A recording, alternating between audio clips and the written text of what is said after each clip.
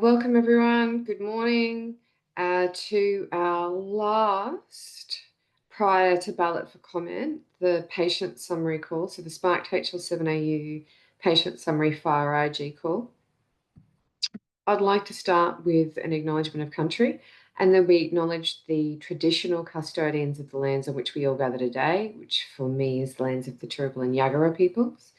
And we pay our respects to elders past, present and emerging, and extend our respects to all Aboriginal and Torres Strait Islander peoples. And we acknowledge the First Peoples as the first scientists, educators and healers. So, as I said, we are down to our last meeting where we look at some of the content that we would like to include, to run past this group. Some of that's a sense check. Some of that really is making some decisions and scoping on what are we putting in front of the community.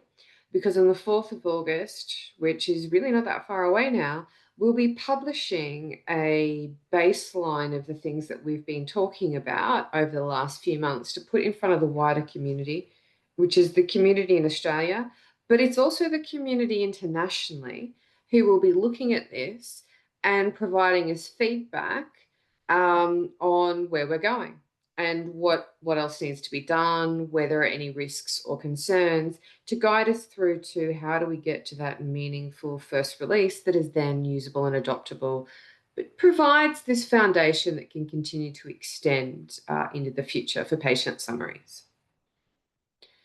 So that's what we're looking at today, and in particular we're going through, and this has been called out, looking at a security and privacy page. Every FHIR IG needs to have one of those.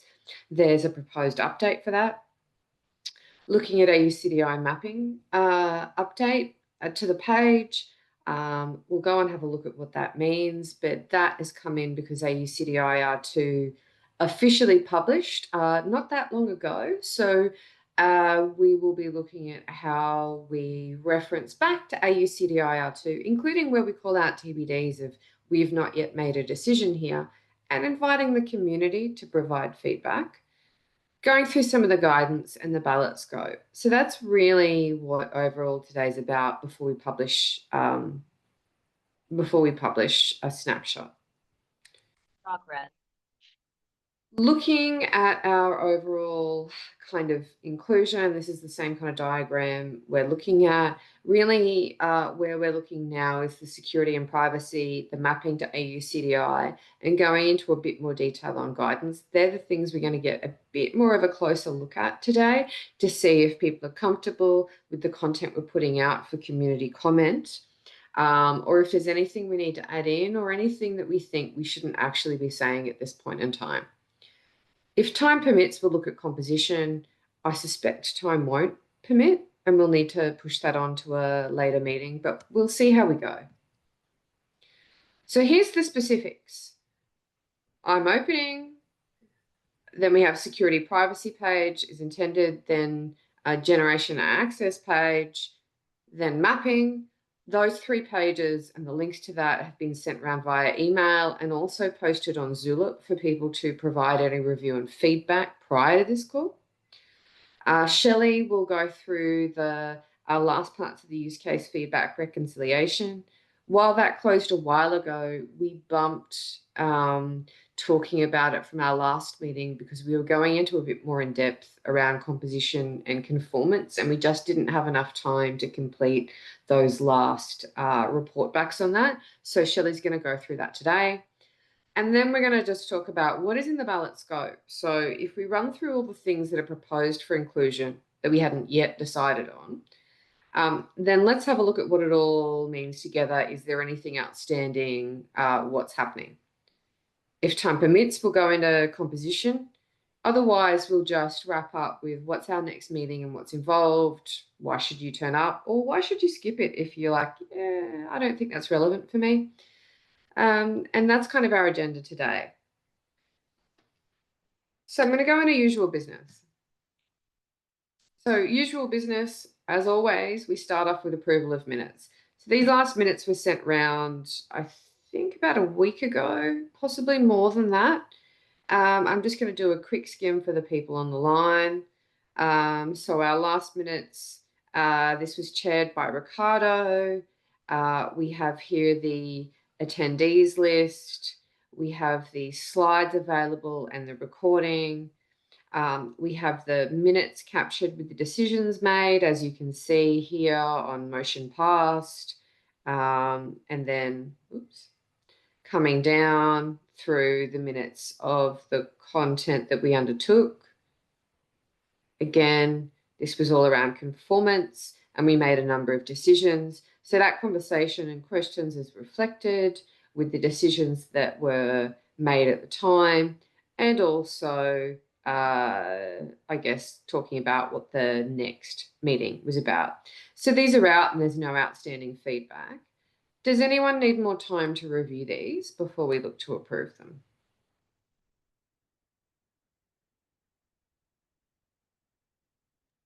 All right, I'm not hearing anything. Sorry, David, you went off mute. I was just going to say, unfortunately, I couldn't make that meeting. So you were there though, and I could see all over it. That's great. So how was the mood though? Like where everyone was pretty confident, because that's been the mood so far. Yeah, everyone was confident. We did make a couple of tweaks to relax a little bit of the strength of the conformance requirements. So the conformance requirements overall, which was really the point of the last meeting, were well received. We had a really interesting discussion, and there were two minor changes coming down to what did we change? Because they're written in here.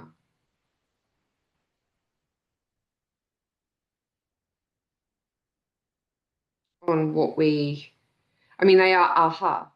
So there was discussion about the may, but we still did actually stay at a should. I think,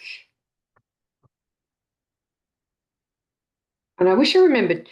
Do you remember, Shelley, off the top of your head, the particular requirement that was changed in the last meeting?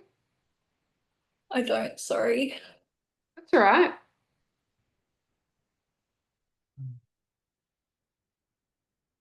There is one of them. Here, revised requirements proposed. So what we had, this is for section empty sections, I think. Known absence due to workflow. We used to have a shall. After a lot of discussion, that has now been set to should for the community instead of a shall. That was, I think, really the major change out of the last meeting. So they're saying if a particular existing process doesn't pick it up, we've got a way to deal with it. Yes, that's right. Yeah, cool. Great. Well, that's good news. Thanks very much. Yeah, it passed like 90% substantially exactly what the conformance session group had been working through. We just relaxed this particular constraint based on where the people in the call were happy with to put out to the community. I think some people will submit ballot comments to say, I think this should be a shall, and we can then discuss it then. But yeah, I think it was a really good discussion, and overall, it's been a well-received set of content. So that being walked through, is anyone happy to make a motion to approve the minutes of the last meeting? Can make a motion, Ricardo. Thanks, Ricardo. Would anyone like to second that? Happy to second, Landon Riley. Thanks, Landon. Any other questions or comments while I move to find the poll? Hearing none, I've just launched the electronic poll for approval of minutes of the previous meeting. Please vote affirmative, negative, or abstain. For those of you who don't have access to the electronic poll, but do have access to the chat, you can post your vote in the chat. If you have access to neither, possibly because you've dialed in, you can say your name and whether you are affirmative, negative, or abstain. All right, still looking for a few more people to vote. We're only at 75%. All right. And now I'm going to count that down in 5, 4, 3, 2, 1. I'll end that poll. And with the vote in the chat, that comes to 10 affirmative, 0 negative, 5 abstain. The motion carries. The minutes are passed. Thank you very much, everybody. Okay, back to updates and news. So HL7AU Connectathon, this is sold out. Don't despair though. Please, if you want to go, email events@hl7.com.au to go on the wait list. And conversely, if you do have tickets, but you found out you can't go for some reason, please also email events@hl7.com.au to let them know that you can't attend so that they can release those tickets out to the wait list. There is a bit of change going on now, so it's not a... there are definitely opportunities if you email to go on the wait list to actually end up with a ticket to that particular Connectathon event. Another reminder, ballot sign up is open. It's open for like another week. So the ballot, this is the ballot for comment for Patient Summary, for AU Call, for e-requesting, for AU Base, is open now. You do have to be a HL7AU member, whether that's the organization or individual. But it's only open for the next week. So please, if you have a membership and you are considering whether or not to participate, do sign up. And if you have any questions, please contact HL7AU about that. Next one I wanted to advise people, and this is only peripherally relevant. There's a e-vote out around AU Core, and they're proposing consider for future use, as in they are marking a number of items as a later release and not this current one. This is only somewhat relevant because AU Core is an upstream specification to us. So, for example, it's proposed that new profiles that are in AU Core's backlog, like medication dispense and administration, aren't going to be worked on and delivered in R2. So I'm just highlighting this is there. If you have a concern about any of these, you can vote on that. If you agree with this list, you can also obviously vote on that as well. I think we will put the link in the chat, which already has been there. Thank you, Shelley.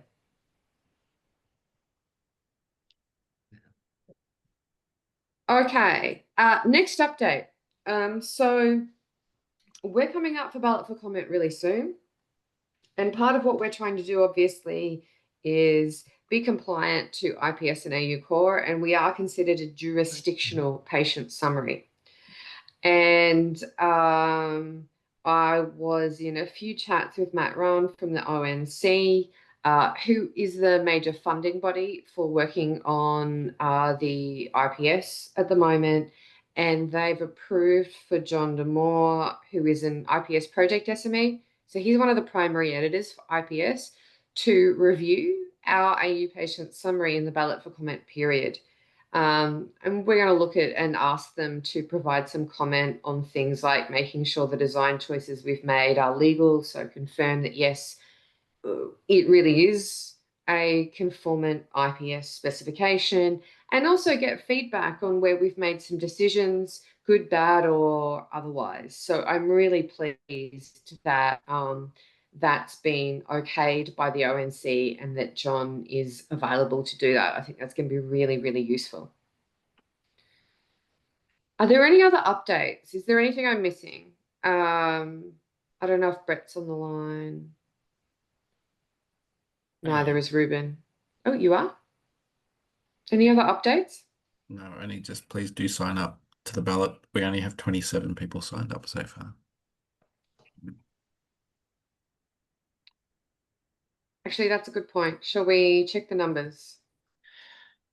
We've got 25 signed up for Patient summary? Okay. Which is good, but keep going. Okay. It's a good start. All right, good. Okay, actions. We have two. One has been on me, and I promised in the last meeting that this would be done in the next meeting. So it has been. I did it this morning. I needed to add into our AU Patient Summary IG guidance that implementers should refer to AU Base for contextually relevant resources. This is in particular where there isn't a IPS or AUPS profile, but we reference out to things like medication administration. And so that guidance was requested to be added, and I have done that. And we'll do a bit of a walkthrough later on today on where all the guidance is. The next one is on Heath. Heath has been on leave and is still on leave, so we're continuing to just track that, and we're waiting input from Heath when he's available, which I think should be by next call. And that's that for the usual business.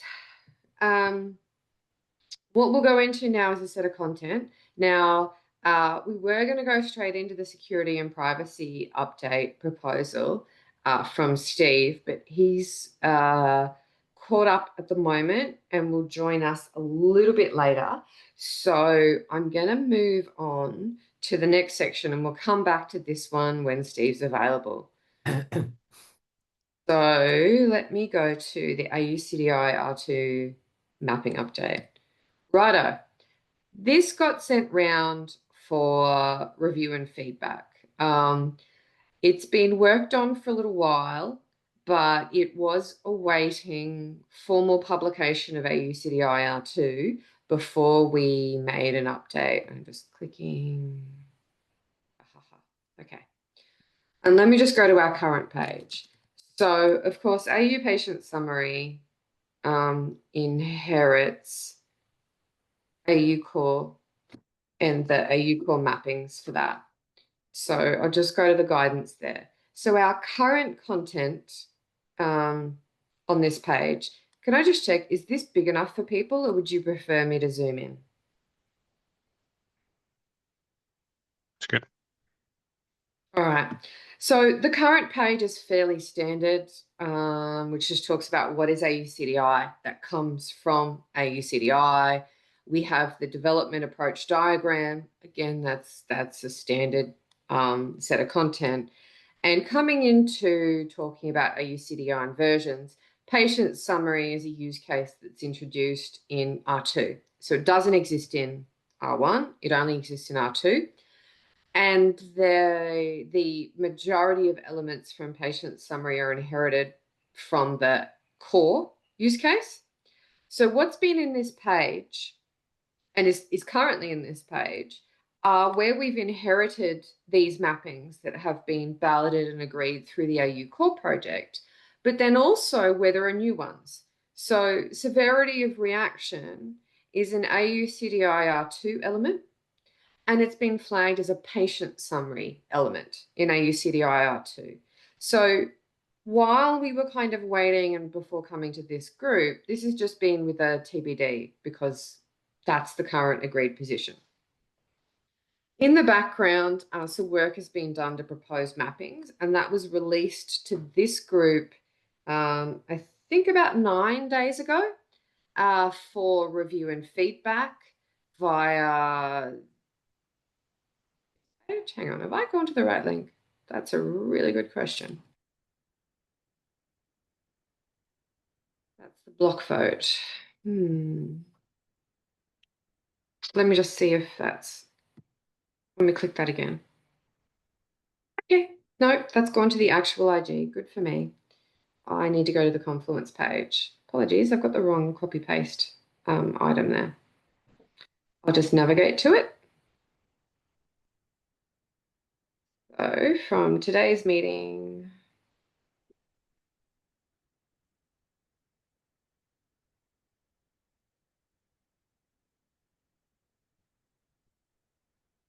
which is this one, we have the link to the proposal that's been out for feedback. So this only does the differences because we're not changing the AU core mappings. That's not really up for discussion. It's about where we have the differences. So here's what's new and specific to AUCDI has been on this page for review. Now, the set of AU Core co-chairs have reviewed this content, and I really appreciate some of the work that has been done from Landon and from Andrew Aubrey in providing some feedback onto how this might work in systems and what we want to put out for comment. And so we have for adverse reaction risk 2 new elements. We've got date, time of onset of first reaction and severity of reaction. For the problem diagnosis, there are 2 new elements, date, time of onset and date, time of resolution. And then there's some new data groups. So there's 3 new data groups. One, and these are all related really to pregnancy record. So there's last menstrual period assertion, there's pregnancy assertion, and there's EDD, estimated date of delivery. I'm just going to run through these really quickly. And if anyone wants to ask any questions about these, please do. They have been out for feedback. This content represents at the moment the resolution of the feedback, but you will have the opportunity during the ballot for comment to provide specific suggestions on how some of this should be resolved, because we are going in with some TBDs. I mean, unless this group somehow completely decides some of those TBDs. So let me just run through it really quickly with people. From adverse reaction risk on the 2 new elements, this one's pretty easy. Severity of reaction maps is proposed to map to reaction severity. That's been checked by a series of information modelers and co-chairs, and no one on the line or in the community has objected to that. So that's what's proposed. For date, time of onset of first reaction, this needs further work through, and it needs work through with the editors of the AUCDI to really confirm about how we can support this. The reason it needs that is because there isn't a one-to-one mapping to the FHIR element with the exact meaning. There are FHIR elements with wider meanings, but not the exact one. There's 3 potential options with some drawbacks listed here. And this is the content we would put out in the ballot for comment, that we would say there's no native exact match. Here's some options, and request people through that ballot for comment to provide their feedback on how they think this should be supported in FHIR. So that's really the proposal for that element. And then we would work that through in these calls during that ballot reconciliation process with the AUCDI editors and some clinical reference SMEs to come to an agreed position. Does anyone have any concerns about that kind of approach of putting forward some options and asking for feedback to the community?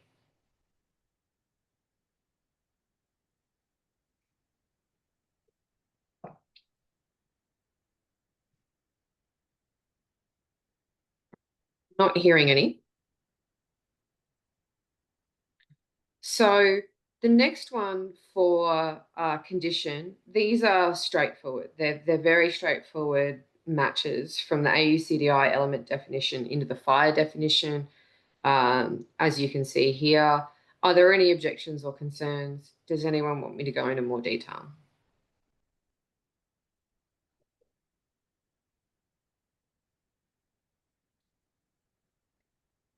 All right, next bit. Let's talk about the pregnancy content. So these we do not have an AU patient summary profile for.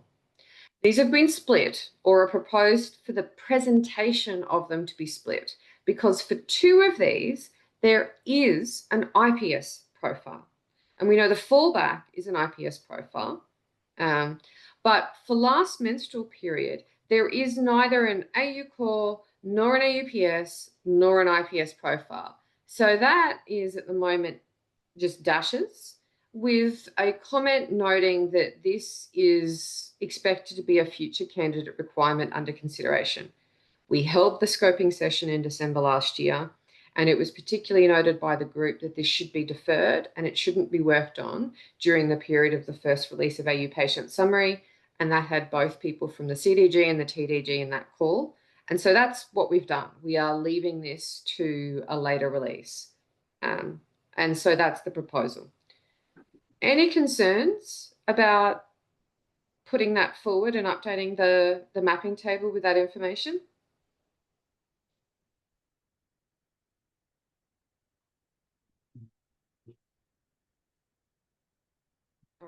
Let's move to the next two. Now, these ones do have an IPS profile. So pregnancy assertion, as in recording if someone is pregnant and the date time at which that assertion is made, does map into this IPS profile of observation pregnancy status IPS. So it's proposed that we actually identify the IPS profile that matches. It is referenced in our composition because we are a localization of IPS, and to identify which element that particular AUCDI element, so which FHIR element that value would be carried in. And these are the proposed mappings for pregnancy assertion. That pregnancy assertion, aka pregnant, is carried in value codable concept. Justification is carried in observation note, and date of assertion is carried in observation effective date time. We may get feedback through the community on these, but it's proposed we put out these potential mappings for the ballot for comment, along with obviously a comment on the right stating that we might eventually have an AU core and an AUPS profile, but that's a future candidate requirement. Any concerns about that?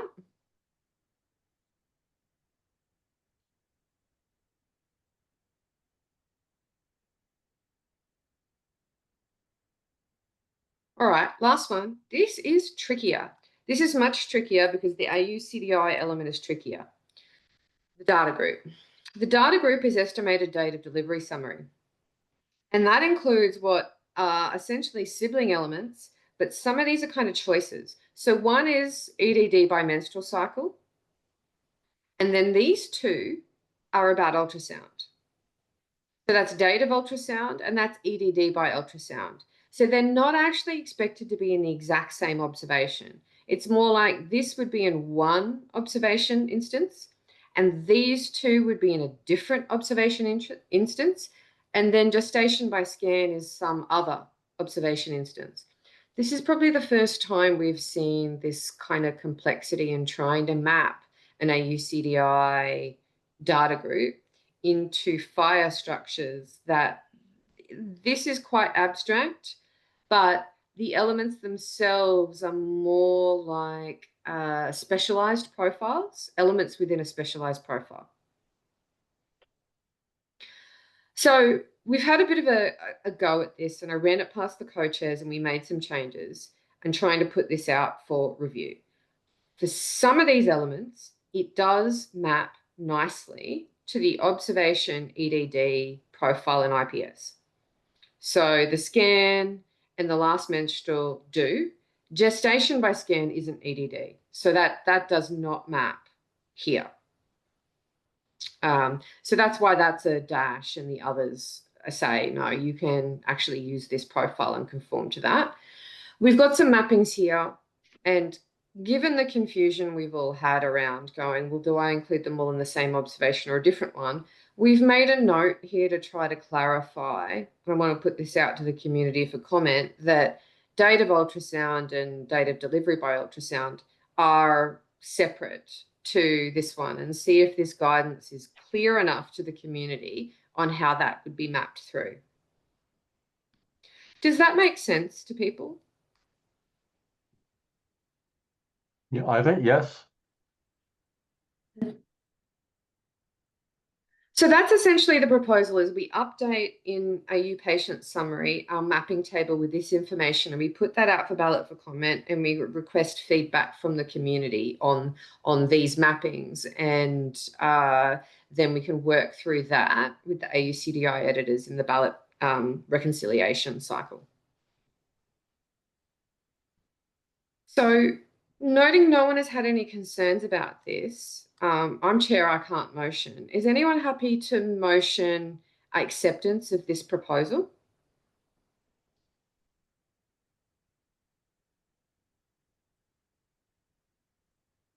Right here, I'll motion that. Yeah, and I'm happy to second that. Okay. Thanks, Brett. Thanks, David. Any other questions or comments while we go to the vote?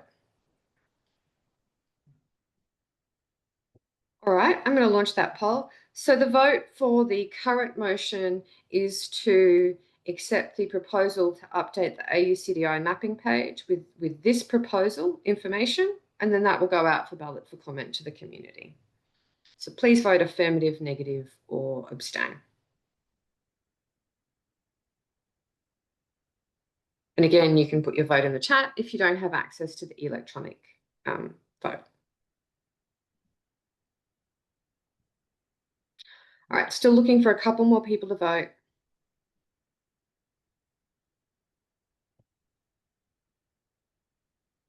All right, and I'm going to count that down in 5, 4, 3, 2, 1, and I will end that poll. With the vote in the chat, that comes to 14 affirmative, 0 negative, and 2 abstain. So the motion carries. So we'll update the page in the AU Patient Summary FHIR IG with that content and include that in the snapshot of the ballot for comment. Thanks, everybody. And it looks like, Steve, you've made it. Yes, I'm here. Sorry. Fantastic. I'll jump back then to security and privacy. Now, did you want to share your screen or did you want to just tell me to click on things? Yeah, no, you just keep sharing. I'm All right. fine. Great, thank you. Okie dokie. Sorry if there's a bit of background noise. I got removal lists here. What we're looking at today is the new proposal for the security and privacy for Patient Summary. So this version, this version is a standalone version. The previous version had shared references to IPS and AU Core, and it was very brief, a bit more advisory rather than sort of more descriptive than this version. So this version is designed to be standalone, fairly comprehensive for Patient Summary, and allows the AU Core and the Patient Summary versions to evolve together.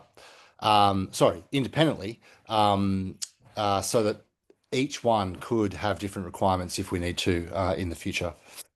It does provide specific guidance now for Patient Summary implementers, and it adds in these security requirements down the bottom. These are a lift and shift from AU Core.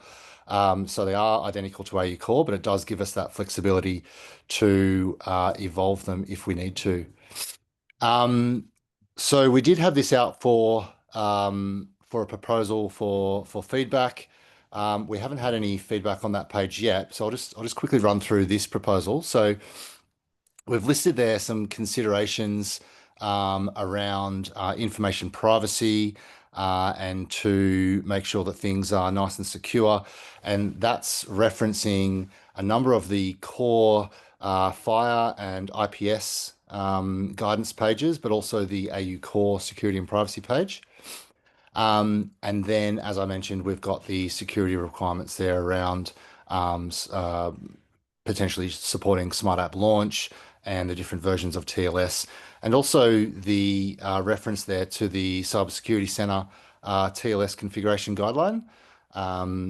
So yeah, that's the proposal for Patient Summary. Did anyone want to discuss anything on this page for this proposal?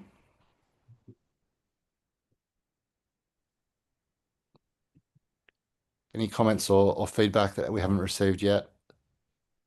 I think I'll also probably again kind of frame this as this was what would go out for community comment. I think I've heard from a number of people that that they might comment on specific parts of these requirements if that was put forward, might either suggest additional sets of requirements we should look at, or might actually instead say that we should point to some other referrals. So whatever we agree today is not the perfect end solution. It's a set of material to put out to the community to say, here's where we think we're going. Please comment on this. So from that respect, in my opinion, I like the fact that we're exposing, I think, the AU Core requirements as things that should be included in Patient Summary, which gives that option for feedback. Yeah.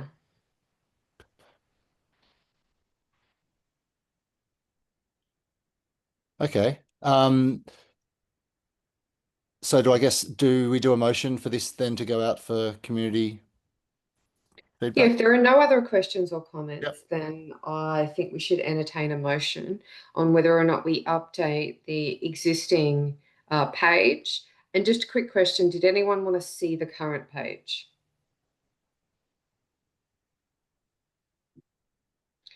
I'm not hearing anything. So in that case, I'm willing to entertain a motion to update the security and privacy page to what is proposed on screen.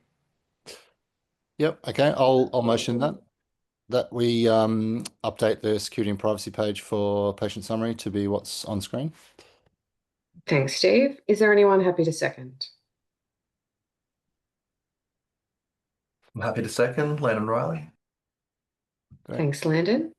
Any other questions or comments while we move to the electronic vote?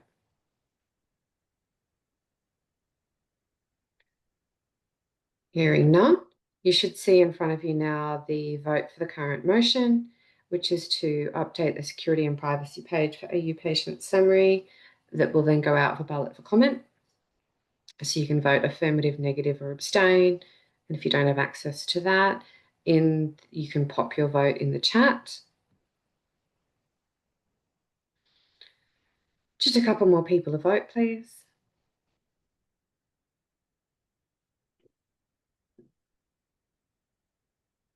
Okay, I'm going to count that down in 5, 4, 3, 2, 1. I'll end that poll and share the results. So we have, including the vote in the chat, 13 affirmative, 0 negative, 4 abstain. The motion carries. We will update that page and have that included in the ballot for comment for AU Patient Summary. Thanks, everybody. All right, let me move to the next bit. So we just did AUCDI, and so it's this page now. Yep. On the next slide, Danielle, if you could just open that link.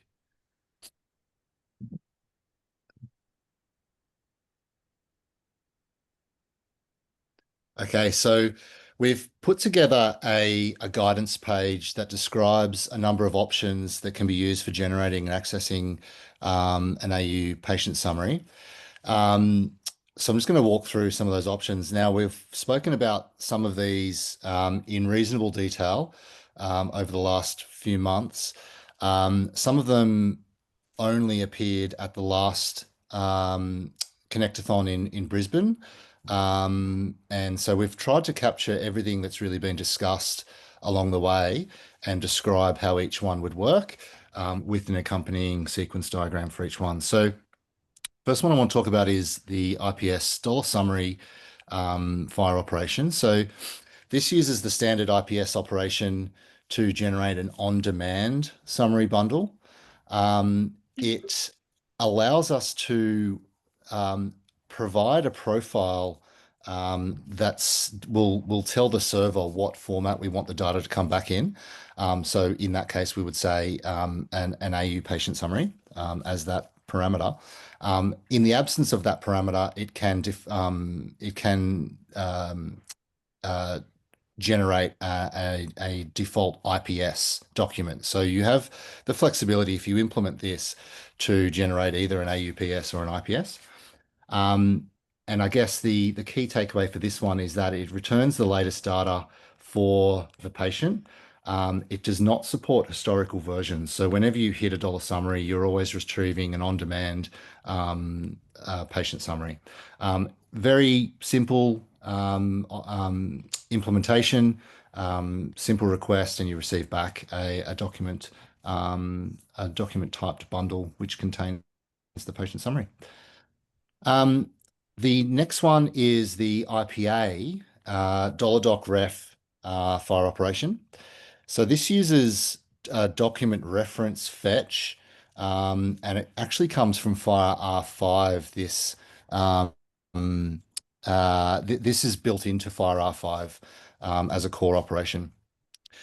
And this particular operation returns references to potentially a number of different summary documents that are saved potentially pre-created, or they could be dynamically generated also. So this operation supports the retrieval of current or past versions, and it does have that parameter that's being highlighted there on screen, which will say, I want this one to be generated on demand. Yep. You can do filters for things like date range, and obviously the patient there. So looking at the sequence diagram there, again, relatively simple implementation. You're making a request, you're receiving back a number of documents, and then you find the one that you're interested in, and then you make a request for that and get it back. So a two-part operation here, but again, relatively simple implementation there. The third one is, I guess, an extension of that $doc_ref document reference approach. And so this is document bundle, and these are standard REST interactions. This one requires a little bit more infrastructure in that you have a patient summary producer, but then also a patient summary server. So the producer is the thing that's generating the document, and then the server is the thing that's responding to requests. And then you've got your consumer that's making those requests. And so the way that this one works is you have the producer creating documents, and potentially storing them somewhere. And then the server is receiving the location of where those documents are. And then when the consumer wants to get one, they do a search and they get back again the list of bundles, and then they can go and find a specific one. So this is well suited for patient summary documents that are stored in repositories, created ahead of time potentially, and it supports the standard FHIR REST operations of bundle create, bundle search, and bundle read. And it allows both the producer and the consumer to share the documents through those explicit calls. So those are create and read and search calls. The next one I want to talk about, the fourth one, is a named bundle search. So this popped up as a potential implementation at the last Connectathon the other month. And this is really a specialized FHIR search. So when you've got a fairly complicated query that you want to perform, you could use a named query. So that can all be wrapped up within that particular query. It doesn't support on-demand generation. It's really tailored for ahead of time creation, just because that query could be reasonably complicated. But again, it is a bit of a custom implementation. So there is a fair bit of dedicated, I guess, operation definition profiling and implementation, mutual implementation on each side, so that you know which queries you can make. The fifth one here is a combination of document bundle and document references. And so this uses a transaction bundle to create the summary and any related metadata in one operation. And I guess this operation here is kind of inspired by the IHE MHD style document bundle interaction. It does ensure a bit more document integrity because it has that metadata and that retrieval captured all together, wrapped up in that one transaction. It is slightly more complex because it's got the metadata mapping and the transaction stuff associated with it. So really depends on how your system wants to be creating and requesting these patient summary documents, but that's also an option there. The sixth one is the IHE MHD provide document bundle and simplified publish, essentially, which is the ITI65 spec, and that's around document exchange. So this is a well-established international integration standard, and it's kind of a bit more suitable where you've already got an IHE infrastructure already existing, but it is a bit more. There is a bit more complexity here because you generally only have that single document being provided, whereas it's potentially more suited for multiple documents. The other one that we've spoken at length about is the encrypted file exchange. So these are not FHIR interactions necessarily, using FHIR data, but not particularly FHIR aligned, and it's where you want to encrypt the patient summary using the public key of the recipient, and then you send it, and then the recipient can decrypt it using their private key. And so this is the one that we described in the referral use case. It's a well-established standard of encrypting and decrypting on the way, and it's a good option when you want to send it and make sure that only the intended recipient can receive it, or view it rather. And then the last option that we've described are around smart health links. So we chose smart health links as the option for the interstate GP use case. And this is where we're using the Smart on FHIR deep links for launching that patient summary, and it's essentially secured ideally through some sort of OAuth context. It doesn't support offline scenarios, but what it does allow you to do is give the patient, they're in control of who they share it with. So they have the information and they can choose to share it with someone, and then that person can then access it. So that could be through a QR code or through a link. And there's the sequence diagram there describes a few different ways of doing it. One is to make a request to receive a manifest, and then you can either get the data directly and decrypt it, or you can then go off to some other server, which could be a repository, and get the data and then decrypt it. So in all cases, the data is sent in a encrypted format, but it is the key is provided along with the data. So the consumer does need to be in control of who they give out that information to. So they're the 8 options. Again, guidance page, really, I guess, based on what your use case is, each of those could be a suitable option to implement. So I'll just open it up for any discussion. Will there be, it's Michael here, will there be an example of how to pass that profile parameter to get the AU patient summary somewhere? Because I can't see it on that page. I can see where you've described what to do, but yeah, I don't know what to pass in. Yeah, I couldn't fit it in the sequence diagram. We could probably put some actual examples in. That'd be quite useful. Maybe Yeah. I think there's a bit of a difference on we've called this a guidance page, but this doesn't actually recommend anything.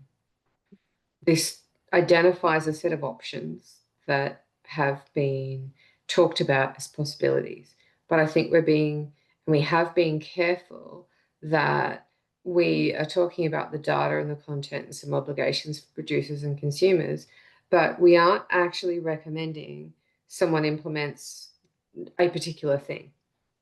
I still think that we absolutely can put in it would look like this if you were requesting an AU patient summary content, but I think we still have to be really, really careful that this doesn't turn into guidance in the frame of recommendation, because that's not what this page is intended to do. But without that, the default is to send an IPS. And I think it needs to be clearer. But I mean, to a degree, again, we're not actually providing a how do you implement this particular thing page. We're talking about a set of options and linking off to the source specification.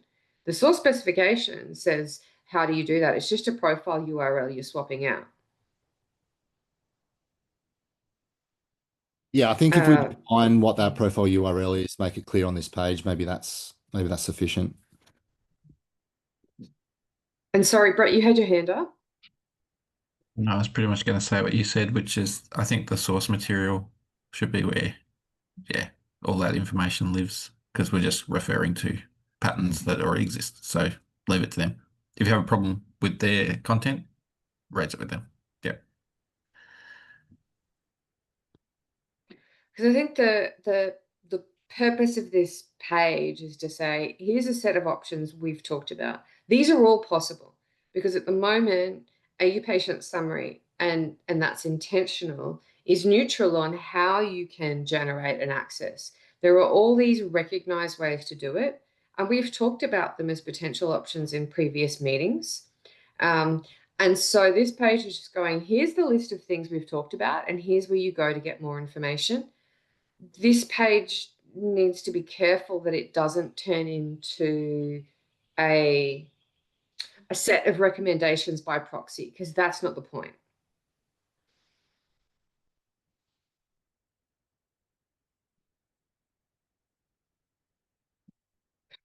That being said, part of why this is being run through in this meeting, and this was checked with, a few people from the implementation group, but we've brought it here because I think it's important that there is a page that talks about there are a number of different recognized ways to do this kind of content. What do they do, and linking off to them? I actually think that's a really meaningful page. And if we put this out for ballot for comment, that gives us a way to get some feedback from implementers who can also say things like, this is a completely irrelevant option, don't even include it, or you're missing something that we're doing, or actually we all think that you should be recommending the following thing. So I'm pretty much in favor of including this page that talks about the different options that we've discussed in these calls over kind of 6 months. And I guess that's the option that is being put in front of this group. Whether or not there are any concerns with listing out all of these options in AU Patient Summary as potential options for generating and accessing these documents.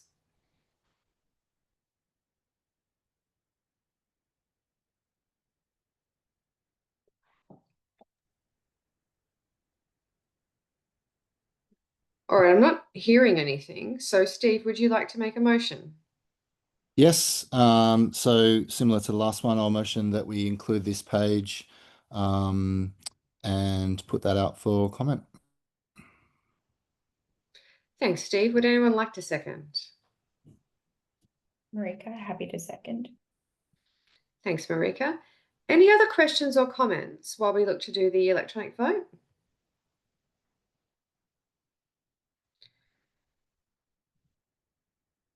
All right, I'm just relaunching the poll now. Okay, so you should see that in front of you. Please vote affirmative, negative, or abstain for including the page with the set of options we have previously discussed in calls for generating and accessing AU Patient Summary documents.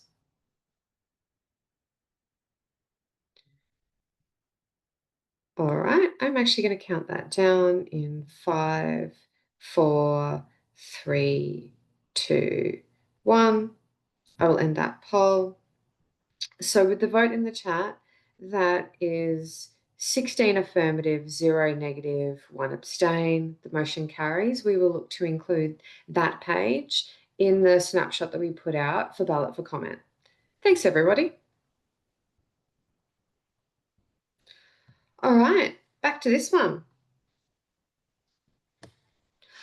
Okay, so seeing this slide come up in front, what that means is the 3 kind of really materially interesting pages that we wanted to talk through today have now been worked through. So that's great. So what we're going to now run through is the scope of what's going out to ballot, some of the activities that are happening, any of the impacts that might be coming from our upstream specifications.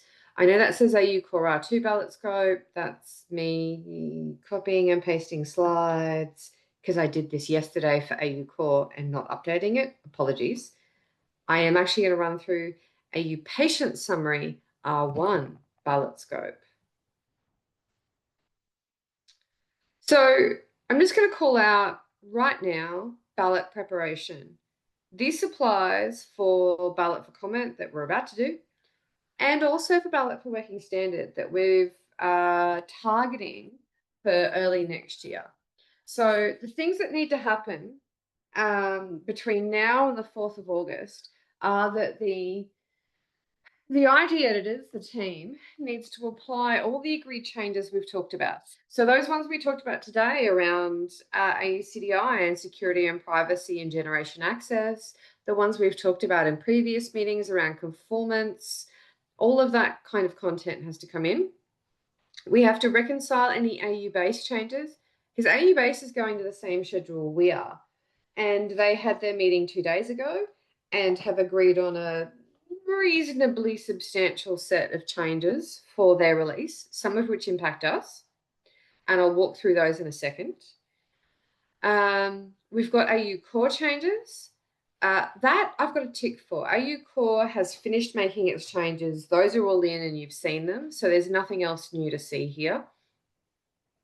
We have to reconcile the IPS-driven changes. That is much more interesting and quite significant for us, but is very muchly in progress. And I'll talk about that when we get to it in a bit more detail. There's also just a bunch of editorial updates to pages. Based on what we've talked about over the previous meetings, we have like a future of AU patient summary page. There's all sorts of other guidance pages around relationships and so forth, and the homepage that just need to be looked over and made sure that they are up to date and consistent with the HL7AU requirements. There's template changes, and there's like quality assurance checks and fixes. I know this is only a ballot for comment, but as always, we will go through the automated build QA check and look at the warnings and errors. There's an internal sparked review from IG editors and the terminologist to go through and check every page and every example and every artifact and have a look at what the quality of the content is and if we need to make a change. And things come in from the community. So from you folks on the line, where you're raising technical corrections in JIRA if there's something you think is a defect. Technical corrections are always prioritized if you raise them. We assess them. And by we, I mean in that case, the co-chairs have a look and go, is this really a defect? Sometimes it's a change request, like an enhancement, rather than a, this is actually obviously wrong. There's also an intention to add additional CFG provided example data. The current examples in AU patient summary is a subset, more like an 80% subset of the example data provided for the consumer journeys. It would be good to include the additional content. We're working through it. I hope we can provide all of it, but we might not quite get to it for the ballot for comment. And last bit is just prepping a release. So going through versioning and making sure the ballot notes and everything else is up to date. And you can see your team on the right on who is largely working on this, being Dushka, Jamie, me, Steve, Michael, and Brett really is the HL7AU publication manager. So I'm just going to do a quick run through on our upstream specs. I'm going to start with base because base is probably the most abstracted or the highest level parent for us. There are some outstanding AU base changes that impact our specification and impact what's going to come out for ballot for comment. So here are the 3 that aren't yet in AU base that impact patient summary. So there's 2 bindings. There's a voted on and agreed by the FHIR work group to change the binding in allergy intolerance manifestation, or sorry, allergy intolerance reaction manifestation. So that will move to being an NCTS reference set for manifestation. Oops, that says AU core allergy intolerance. That's actually should be AUPS allergy intolerance because we inherit. But this is a must support binding. This does impact us. This isn't yet in AU base, and it's actually looking like it won't be done in time for the ballot for comment. So what we'll have to do, I think, is put a ballot notice on the allergy intolerance profile and probably on the front page of the IG to let people know that the binding on this particular element has agreed to change already. It's just not in the snapshot that people are reviewing. Similarly, there was an agreed change for this HL7AU value set. So it's AMT medicinal product and medicinal product and substances value set. And that's bound to medication ingredient item. So that affects AU patient summary medication. That's not a normative change, unlike the one up above, that actually changes the set of values that are preferred.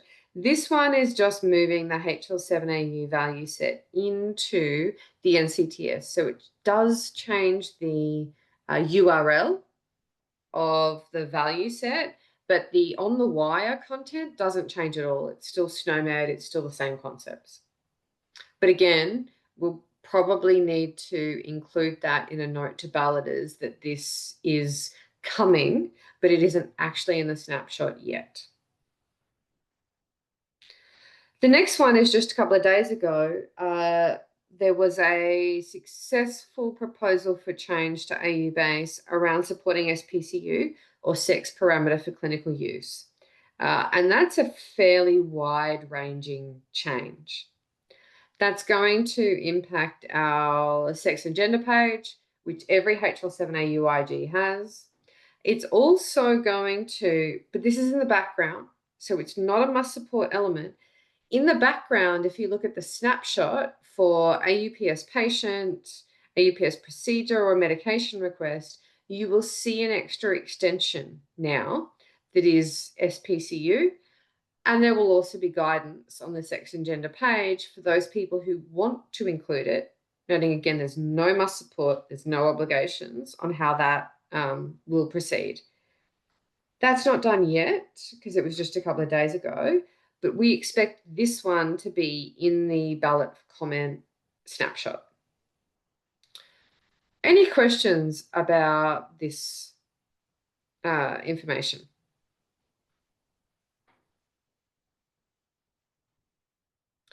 All right, next one. Let's talk about core. So outstanding jurors, there are none. Go to the AU Core IG editors. They're up to date. So there's nothing we need to talk about from this perspective. The drafts we've been walking through are representative of everything that aligns with AU Core. So that's great.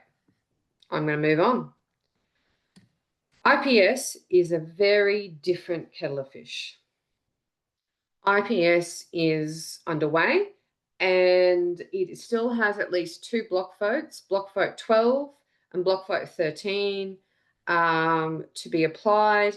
If we go have a look at their dashboard, and they do have a ballot dashboard of content, what we can see is that they've got, here's what they're working through in terms of their overall number. So they've got overall 198 pieces of feedback that, you know, that are in scope of IPS R2. In terms of the decisions yet to be made and applied in IPS, there's 5 submitted, 32 triaged, and 1 waiting for input. So that puts it at about 38 JIRA tickets that are yet to be agreed on how they're going to land in IPS 2.0 and 9 that have been agreed but aren't yet applied. So it's a bit of a moving target in terms of us looking to align to IPS 2.0. At the time at which we publish, we will align to whatever is currently agreed for IPS, but within a couple of weeks, I think that will shift. So that will be, I guess, a bit of an interesting exercise. I'm not sure if block vote 12, which is the next cab off the rank, will actually be voted on prior to when we need to publish. This one has a lot of the feedback from this particular set of calls. So when we've gone through and looked at profiles in the past, there were a number of concerns raised around the data types within IPS and the use of must support and obligation on them. Heath went away and based on that feedback raised a number of issues that have then been worked through the IPS calls. And so it's proposed, and I'm saying proposed because that's where the IPS project has gotten to, but it still needs to be officially voted on. The following kind of things, which is the feedback from Australia, that we remove codable concept IPS from all these elements that don't have must support and obligation. It's one of the consistent questions that we've had every week as we go through the profile walkthroughs around why an element that doesn't have a must support flag has rules on it and constraints. And so at least that one around data type has been agreed by the IPS project group. And the next one related to that is the display obligations from the coding parts, which is also feedback from this group that the coding parts of codable concept IPS are for machines, not for humans, and that the display obligation needs to live at the element level or on the text part of codable concept, because again, those are the two human readable perspectives. And that's also been endorsed by the IPS project team. So that's great. Next exciting thing is they're looking to entirely remove the data types of quantity IPS, ratio IPS, range IPS, and simple quantity IPS. And that's something that we also endorse based on our reviews. The only point of those data types was to add some strangely specific obligations. There was also a UCAM constraint, but these data type profiles weren't used consistently. They were only in a couple of IPS profiles. So there were some real problems around what did it really mean? Why is this being applied? And that's just going to be removed because it was investigated and found not to relate to the ISO standard for IPS. And last one, which is one of the ones we raised, which was on section entry. Oh, no, it's actually section empty reason, isn't it? Which is a sibling to entry, where we had raised that there's a conditional constraint that says you either need entries or empty reason on the mandatory sections, but there were only producer obligations on entries and not an obligation on empty reason. And we raised that this doesn't make any sense if you are actually requiring systems to populate empty reason. And that's been accepted by the IPS project team and is also part of block vote 12. So there's some stuff that's really been driven by these calls that is going to be changing IPS 2.0, which I think is just a really nice kind of feedback cycle, that it's great that we're doing this project now and that works out really well for IPS 2.0's ability to incorporate our feedback. Now, again, I guess that being said, I don't know if these things will be voted on prior to ballot. So we will only make changes in our ballot for comment snapshot where a change has actually been voted on and approved. While I know this is the agreed position from the project team, it still needs to go through a patient care call on the block vote before it's it's official and it's actually agreed to go forwards. I'll report back to you guys on that. Any questions around this and I guess what it means for us?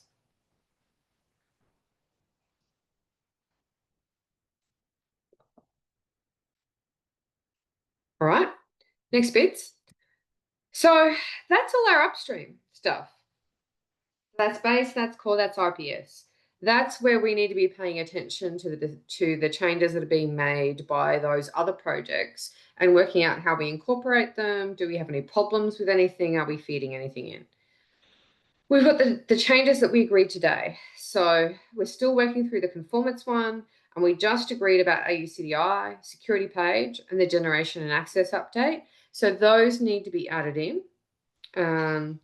And that really is our outstanding AU patient summary ballot scope. But I'm going to pose that question to you folks. What are we missing? Are we missing anything? Is there anything else that hasn't come up in these meetings that you think that we really should be trying to put in front of the community in the ballot for comment?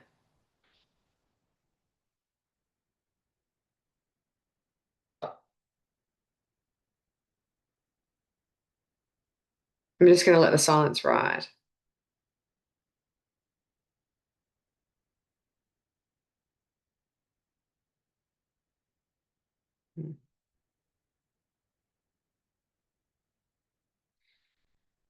So I'm going to do a quick walkthrough then, because this is our ballot scope. I think it's fairly substantial. I think it's more than we probably thought we would do in the beginning. And we've actually gotten here, which is really, really impressive in the amount of time. And I thank everybody on the line for the work that you've done in contributing this content and coming to the conformance sessions, because we are actually going to have all of this content in terms of profiles, in terms of actors, conformance requirements, security and privacy, mappings out to AUCDI, relationships between AU patient summary, core and IPS. We're going to have a sex and gender page. We've got use cases. We've got a comparison and guidance. We've got variant statement content. It's all actually in the snapshot. And I think that's really incredible work by the people on the line in this call and also the people on the line in the previous calls to bring that content through. So fantastic job, guys. This is what we're going to be able to go forwards with.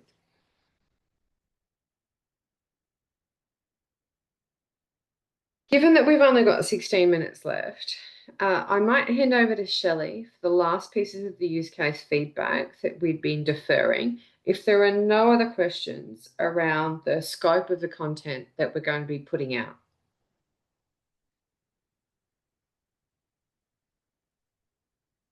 All right, not hearing any. Shelley, did you want to drive or do you want to just tell me to move to another slide? I can drive, that's okay. Let me just make sure I get the right screen.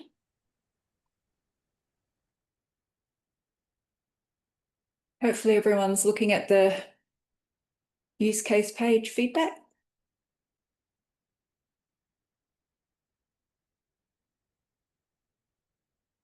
Sorry, and I was just going to share a link in the chat, but of course, as soon as I started sharing my screen, I didn't get access to the chat.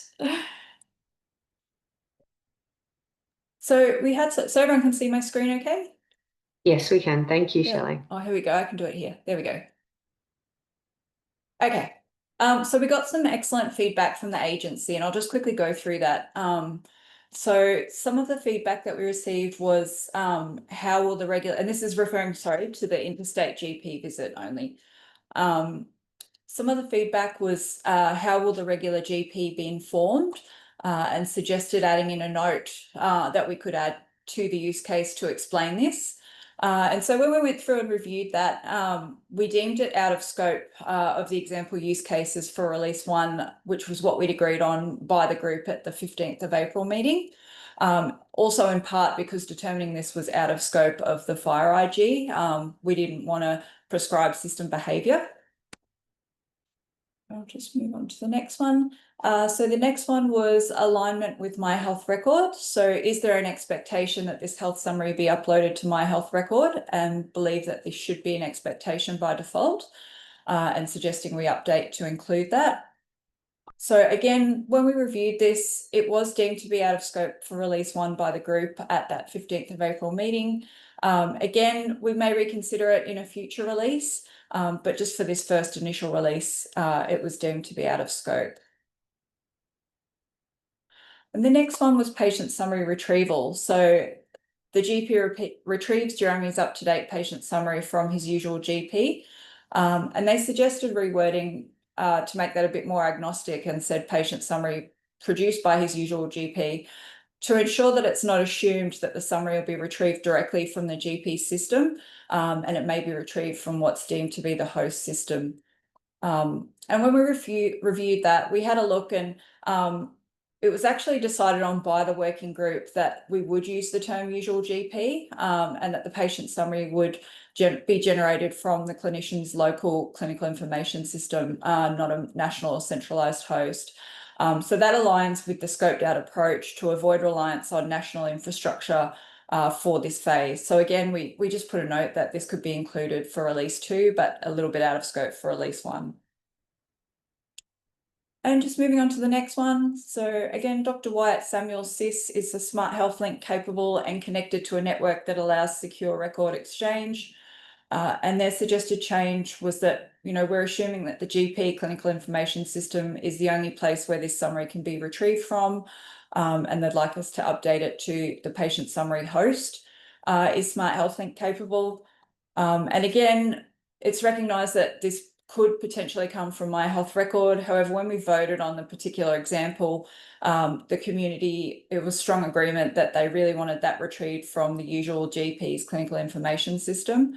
But we did think that this would be really good as an additional use case, just as a demonstration of the Health Connect architecture proposed by the agency. So yeah, we're hoping that they would propose this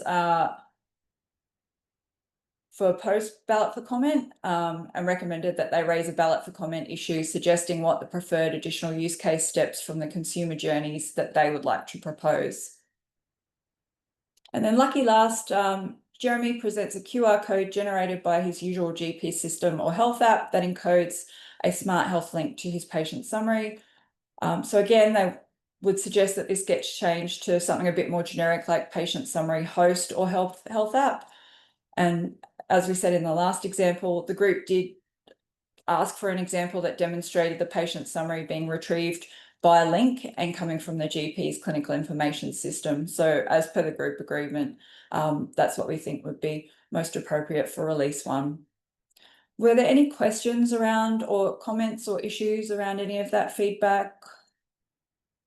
Everyone happy? Just check. I think Ricardo's not on the line anymore. No, he's gone. Yes. Yeah. Which is unfortunate. But I think there's also been some other conversations around that it's going to be really valuable to have a patient summary example use case that aligns with what's now published from the agency around the Health Connect architecture. And that I think that's a third use case to include. And so I think we're under conversations with the agency around them working through and bringing to this group a proposed third example use case that brings that kind of content and a whole bunch of other aspects that are in the Health Connect architecture through, which I think would be a great addition. Yep. That's all I had. So I'll hand back to you, Danielle, if no one else has any further questions or feedback. All right, let me just share my screen and let's wrap it up. Okie dokie. So last bits. Next meeting. So our next meeting's in a fortnight. And beyond the usual business, because we're about to go into ballot, what we're going to do is we're going to run through ballot 101. I'm going to do that because everybody on this call and everyone in the Australian community can and should be involved in ballot You don't just have to be a HL7AU member. Everyone in this call is actually involved in the ballot in a whole number of different ways. And so we're going to run through that process on what are your roles, what are your responsibilities if you're coming to these calls in terms of making decisions and governance and contributing material. And then if we have time, we're going to go back to the profile walkthrough. So we've got composition still to finish walking through. And then we've got a number of the other entries, things like smoking status or AUPS pathology result observation, that we're going to continue doing some walkthroughs. We'll also, so not next meeting, but probably I think in about 5 weeks' time, be coming back with the ballot reconciliation kind of content to go through. I'm expecting us to get a really awesome number of pieces of feedback from community, some positive, some really identifying a number of things that need to be worked through, and we will need to, in these calls, go through those items and identify which ones we think are necessary to address in R1 and which ones we think are actually more appropriate to address for a later release, or whether or not we don't have the necessary information yet and assign those out to different kind of organizations. So that's what we're going to be doing soon as well. And we'll go through all of that in our next call about how does all of that work, what are the decisions we're going to be making, who will be involved. All right, with that, I think we can close 5 minutes early. Are there any other comments or questions before we complete the meeting? There's a hand up. Whose hand is up? I'm trying to work that out. Got to run. Great job. Thanks very much. Thanks, David. Yeah, I would like to thank all the co-chairs. It's been really good. Yeah, they'd be great. And again, thanks everyone. I think we've got a really substantial, we've got a set of profiles, we've got conformance requirements, we've got descriptions on ways in which it can be generated and accessed. We've got a good set of examples.